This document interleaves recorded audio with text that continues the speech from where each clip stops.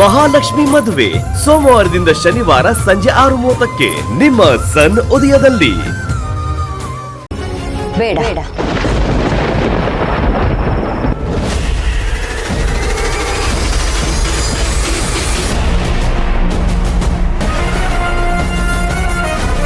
ನೀನ್ ಮಾಡ್ತಾ ಇರೋದು ಸರಿಯಾಗಿದೆ ವಿರಾಜ್, ಹಾಗೆ ಮಾಡು.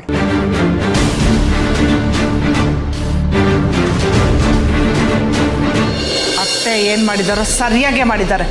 ಆ ವಿರಾಜ್ಗೆ ಒಂದಲ್ಲ 2 ಬಿಡ್ಬೇಕಾಗಿತ್ತು. ಅಂತೂ ಈ ವಿರಾಜ್ ಏನು ಅಂತ ಎಲ್ಲರಿಗೂ ಗೊತ್ತಾಯ್ತಲ್ಲ, ಅಷ್ಟು ಸಾಕು.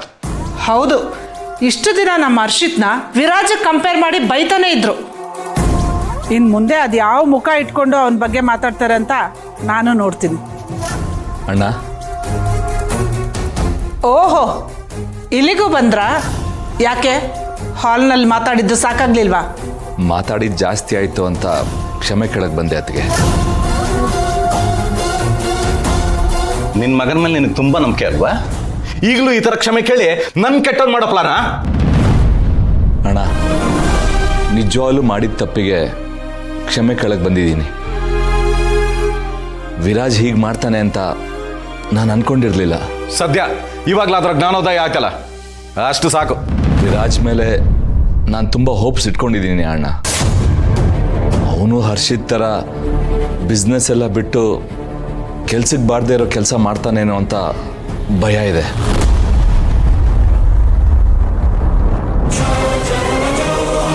ಕ್ರಿಕೆಟ್ ಕೋಚಿಂಗ್ ಮಾಡೋದು ಅಂದ್ರೆ ಸುಲಭನಾ? ಅದು ಕೆಲ್ಸಕ್ಕೆ ಬಾರ್ದೇ ಇರೋ ಕೆಲಸನಾ? ಅದಕ್ಕೆ ನಾನು ಹಾಗೆ ಹೇಳಿಲ್ಲ. ಕ್ಷಮೆ ಕೇಳೋ ನೆಪದಲ್ಲಿ ನನ್ನ ಮಗನ ಅವಮಾನ ಮಾಡಕೊಂಡಿದ್ಯಾ ನೀನು? ಮಾವ ಮತ್ತೆ ಶುರು ಮಾಡ್ಕೊಂಡಿದ್ದೆ. ನೋಡಮ್ಮ, ನಮ್ಮ ಹರ್ಷಿತ್ಗೆ. ಮಾವ ಪ್ಲೀಸ್, ನೀವೇನು ಮಾತಾಡಬೇಡಿ. ಜಯರಾಮ್ ಮಾವ, ನೀವು ಹೊರಡಿ, ನಾನು ಇವ್ರ ಹತ್ರ ಮಾತಾಡ್ತೀನಿ. ಮತ್ತೆ ಕ್ಷಮೆ ಕೇಳ್ತಾ ಇದ್ದೀನಿ, ನನ್ನ ಕ್ಷಮಿಸಿ. ಹೋಗ, ನಿನ್ ಕ್ಷಮಾಪಣೆ ಯಾರಿಗೆ ಬೇಕೋ? ಅಪ್ಪ ಮಕ್ಕಳು ಬರೀ ನಾಟಕ ಮಾಡೋದೇ ಆಗೋಯ್ತು. ಮಾವ ಪ್ಲೀಸ್, ಇವತ್ತಾಗಿರೋ ಗಲಾಟೆನೇ ಸಾಕು, ಮತ್ತೆ ಇನ್ನೊಂದು ಗಲಾಟೆ ಆಗೋದು ಬೇಡ. ನೀವು ಹೋಗಿ ಫಸ್ಟ್ ಫ್ರೆಶ್ ಅಪ್ ಆಗಿ ಹೋಗಿ ಮಾವ.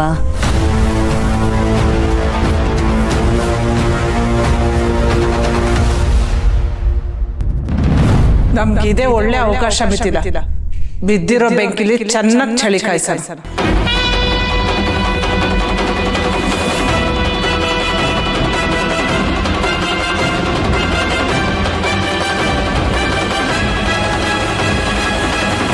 ನಾನು ಸುಮ್ಮನಿದ್ದಷ್ಟು ಅಣ್ಣ ಸಾಲ ಮಾಡೋದು ಜಾಸ್ತಿ ಆಗ್ತಾ ಇದೆ. ಎಲ್ಲ ನಿನ್ ಕೈಲಿದೆ ಮಲ್ಲಿ. ಅವರಿಬ್ರು ನನ್ನ ಮೇಲೆ ತುಂಬಾ ಗೌರವ ಇಟ್ಟಿದ್ದಾರೆ. ನನ್ನ ಗಂಡನ ಸೌಭಾಗ್ಯ ಅಂತ ಪುಷ್ಪ ತುಂಬಾ ಖುಷಿಯಲ್ಲಿದ್ದಾಳೆ. ಇದನ್ನೆಲ್ಲ ಕಿತ್ಕೋಬೇಕಾ ಹೇಳು? ಅದಕ್ಕೆ ನಮ್ಮನ್ನ ಮುಂದಿಟ್ಕೊಂಡೆ ಅಲ್ವಾ ನನ್ನ ಬಾಯಿ ಮುಚ್ಚಿಸ್ತಾ ಇರೋದು. ನಾನು ಸತ್ಯ ಹೇಳ್ಬಿಟ್ರೆ? ಸತ್ಯ ಹೇಳು ಮಲ್ಲಿ, ಸಾಲ ಅನ್ನೋ ಪದನೇ ನನಗೆ ಭಯ ಬರ್ಸುತ್ತೆ.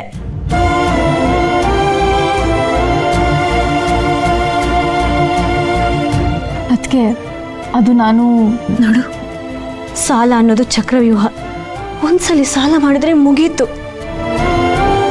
ಬಡ್ಡಿ, ಚಕ್ರಬಡ್ಡಿ, ಅಸಲು ಅಂತ ಸಾಲದ ಮೇಲೆ ಸಾಲ, ಬಡ್ಡಿ ಮೇಲೆ ಬಡ್ಡಿ ಬೀಳ್ತಾನೆ ಹೋಗುತ್ತೆ.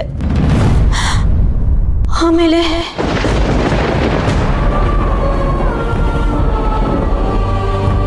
ಅದಕ್ಕೆ ಅಳ್ತಾ ಇದ್ದೀರಾ? ಅಪ್ಪ ನೆನಪಾಯ್ತು ಮಲ್ಲಿ. ಅವ್ರೇನಾದ್ರೂ ಸಾಲ ಮಾಡದೆ ಇದ್ದಿದ್ರೆ ಸಾಯ ಯೋಚನೆ ಮಾಡ್ತಿರ್ಲಿಲ್ಲ, ಆತ್ಮಹತ್ಯೆನೂ ಮಾಡ್ಕೋತಾ ಇರ್ಲಿಲ್ಲ, ನಮ್ಮ ಜೊತೆನೇ ಇರ್ತಾ ಇದ್ರು. ನಾನು ಗರ್ಭಿಣಿ ಆಗಿರೋದನ್ನ ನೋಡಿ ಎಷ್ಟು ಖುಷಿ ಪಡ್ತಿದ್ರೇನೋ ಅಲ್ವಾ?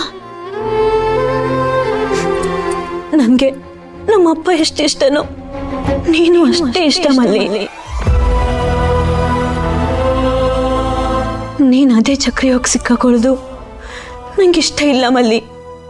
ನಿಂಗೆ ಈ ಸಾಲ ಮಾಡುವಂಥ ಕಷ್ಟ ಏನಾಗಿದೆ ಮಲ್ಲಿ? ನಾನು ಸಾಲ ಮಾಡಿದ್ನೇ ತಡ್ಕೊಳ್ದೇ ಇರೋರು ಅಣ್ಣ ಸಾಲ ಮಾಡ್ತಾ ಇರೋದು ಗೊತ್ತಾದರೆ ಸಹಿಸ್ಕೋತಾರ? ಅದಕ್ಕೆ ನನ್ನ ಸಾಲ ತೀರ್ಸೋಕ್ಕಾಗಲ್ಲ ಅನ್ನೋ ಭಯದಲ್ಲಿ ಈ ಮಾತು ಕೇಳ್ತಾ ಇದ್ದೀರಾ? ಯೋಚನೆ ಮಾಡಬೇಡಿ. ಅದಕ್ಕೆ ನಾನು ಸಾಲದ ಸುಳಿಯಲ್ಲಿ ಸಿಕ್ಕಾಕೊಳ್ಳೋದಿಲ್ಲ. ತಪ್ಪಿ ಸಾಲ ಮಾಡಿದ್ದೀನಿ, ಅದನ್ನು ತಪ್ಪದೆ ತೀರಿಸ್ತೀನಿ. ಇದು ನಾನು ನಿಮಗೆ ಕೊಡ್ತಾ ಇರೋ ಮಾತು.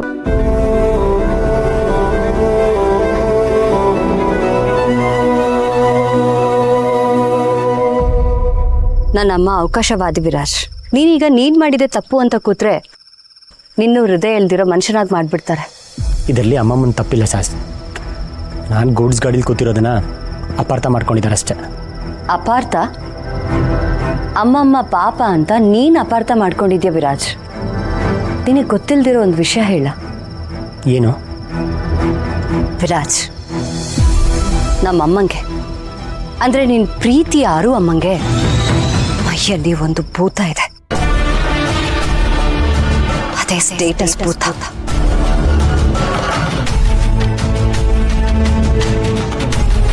ಅದು ಆಗಾಗ ಹೊರಗೆ ಬಂದು ಸುತ್ತ ಇರೋ ಮುಗ್ಧ ಜೀವಿಗಳನ್ನ ಬೇಟೆ ಆಡತ್ತೆ.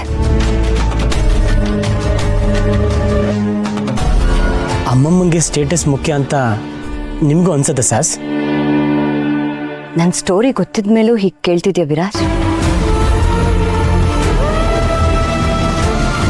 ಸ್ಟೇಟಸ್ ಪ್ರೆಸ್ಟೀಜ್ ಅಂತ ಹೇಳಿ ನನ್ನ ಪ್ರೀತಿನ ಕೊಂದವರು ಅವರು.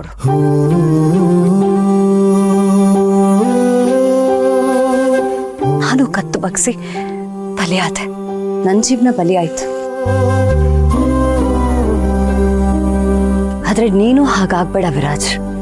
ಅಂದ್ರೆ ಅಮ್ಮಮ್ಮನ ಎದುರಕ್ಕ ಅಂತ ಹೇಳ್ತಿದ್ದೀರಾ? ಇದ್ರಲ್ಲಿ ತಪ್ಪೇನಿದೆ? ಅವ್ರು ಮಾಡ್ತಾ ಇರೋದು ತಪ್ಪು ಅಂತ ಗೊತ್ತಿದ ಮೇಲೂ ಅವ್ರು ಹೇಳ್ಕೊಟ್ಟಿರೋ ದಾರಿಲಿ ಹೋಗೋದು ತಪ್ಪೇ Viraj.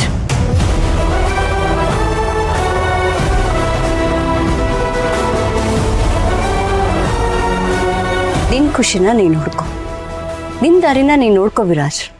Just follow your heart.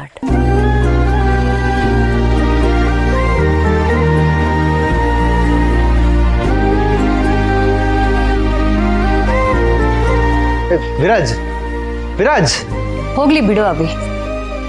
ಅಮ್ಮನ ಮಾತು ಮೀರೋದಕ್ಕೆ ಹಿಂದೆ ಮುಂದೆ ನೋಡ್ತಾ ಇದ್ದಾನೆ. ಮುಂದೆ ಯಾವ್ದು ಸರಿ ಯಾವ್ದು ತಪ್ಪು ಅಂತ ಅವನಿಗೆ ಗೊತ್ತಾಗುತ್ತೆ. ಆದರೆ ಅಷ್ಟರೊಳಗೆ ನನ್ನ ಜೀವನ ಸುಟ್ಟೋದಾಗೆ ಅವನ ಜೀವನ ಸುಟ್ಟೋಗ್ತಿದ್ರೆ ಅಷ್ಟೇ ಸಾಕು.